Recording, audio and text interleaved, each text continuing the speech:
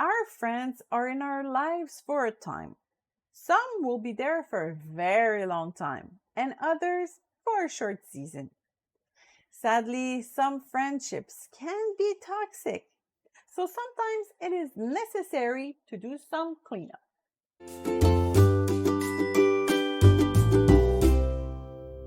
It is surprising to see Paul's extreme attitude towards certain believers. But as it is, I wrote to you not to associate with anyone who is called a brother, who is a sexual sinner, or covetous, or an idolater, or a slanderer, or a drunkard, or an extortionist. Don't even eat with such a person. 1 Corinthians 5:11. Paul advised avoiding contact with a Christian who has devoted himself to sin. He goes even further a few verses later. If any man does not love the Lord Jesus Christ, let him be accursed. Come, Lord. 1 Corinthians 16:22.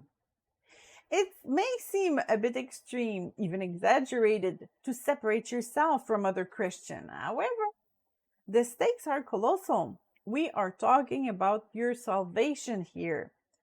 If our Christian friends do not follow what God asks of them, they risk influencing us and we could dangerously start distancing ourselves from God. This is what the Apostle Paul wanted to avoid. Our Christian friends should elevate us in our faith, build us, not influence us to lower our standards. If this principle applies to our salvation, it also applies to our relationship. Our entourage speaks volumes about you. For example, if your buddies openly talk about their sexual adventures, no one will believe that you have decided to keep yourself for marriage. Your reputation is important because it will attract people who look like you.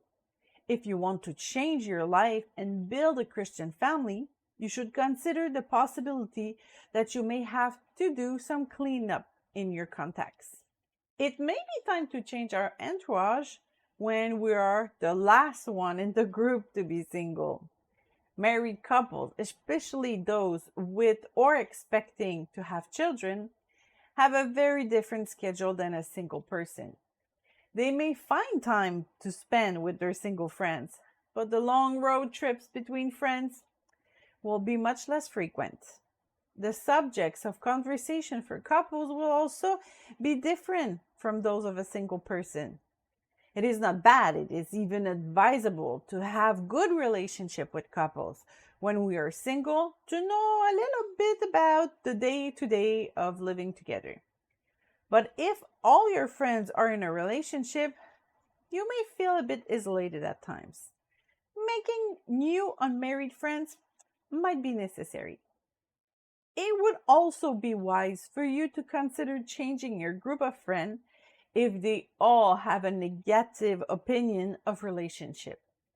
Whether they are frustrated, wounded from a past relationship, or whether they are in a current relationship that is floundering and they only have horror stories about living together as a couple, it might be wise to find other friends who has a positive experience. Otherwise, you will begin a relationship with negative thoughts, likely placing yourself in a defensive and suspicion position, which is not fair to the person who just came into your life. How to make new group of friends? First, don't be sad. If you have to seek out new friendships because all your friends are married, don't be depressed. Yes, these few people are married, but there are still thousands of single in the world. You're not the last one. It is important to refuse sadness or disappointment. Otherwise, you will have a depressing demeanor while seeking new friends. That is definitively not the right attitude to have to meet new people. One chapter ends, but the next one might even be better. Do not despair. Your new group of friends is not there to replace your previous friends. Neither are they consolation prizes. They will be new horizons to be discovered with strengths and weaknesses. Where to find new friends? Start serving at your church, where you will meet great people. You can also serve in another Christian events, depending on your interests. Invite someone that seems to share some of your interests for coffee or any other activity. Then continue to feed this new friendship through other activities, encouraging messages, and words. Repeat the process with other interesting people and create a small group. Building new friendships may be uncomfortable at first, but leave your pride aside and invest in these new relationships. You will find that discomfort will quickly disappear. Since you're working on that, why not create a new circle of mixed friends? We have already spoken about the advantages of having friends of both sexes in our circle. Finally, have fun, encourage each other, and build yourself up.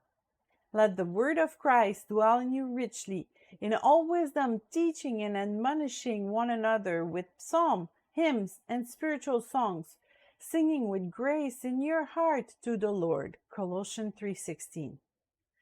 That's what friends are for, no?